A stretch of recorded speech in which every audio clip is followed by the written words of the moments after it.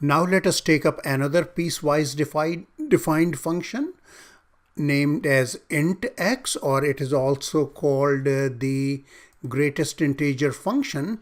And the way it is defined is this, that if x is a real number, then the value of the function is the greatest integer that is less than or equal to x, okay, or equal to x. So this is how the function is defined. Sorry about bad alignment here of the values.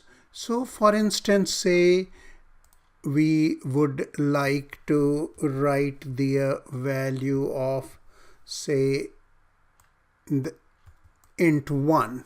So who is the greatest integer that is less than or equal to 1? That is 1 itself. On the other hand, if we would like, say, the value of, say, 1.3, then that is also going to be 1, right? Say we want the int of, say, let's take a number, say e. All right, so e, remember, e is that exponential, the function that gives you natural exponential function, approximately 2.718. So who is the greatest integer that is less than or equal to e? That is a 2, right? Okay, so int e is 2. And say you want, for instance, the int of, say, pi, then you know pi is about 3.14, so that value would be 3. All right, and this function will have many discontinuities. So let's go ahead and try graphing this function, and then that way we shall get a better sense of it. All right, so here I have written just for some few values, and symbolically let me just do this here, put ... here and here, that the greatest integer function is not confined to these only.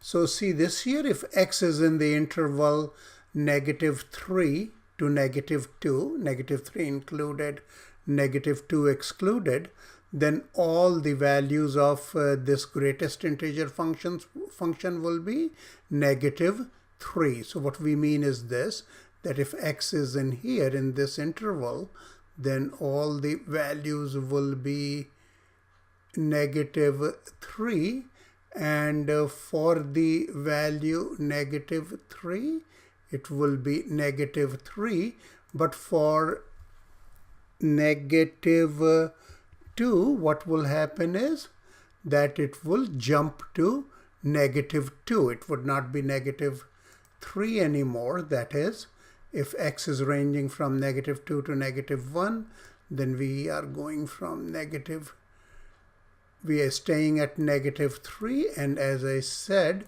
that for -2, the value of course is -2, and it stays at -2, but when we reach -1, it's going to jump up to the value -1, and we'll take this shape. I'm sorry, I'm a little below. Okay, so right here, went a little above, I'm feeling like, okay, yeah, then I'm about here. Okay, sorry, I'm just going to cheat here a little bit, if you don't mind. Even couldn't do that very well. So here we have, this is -1, and then here we'll have an open symbol here. Then for this again, the same way, we have the values as 0. So at 0, the value is 0, and we can complete it that it looks like this. And the domain is what? The domain is the set of all real numbers, right? So the domain is the set of real numbers, because all the real numbers can have an output in here. But the range is what? Range is the set of integers, right? Because it is assuming only the integer values. Okay.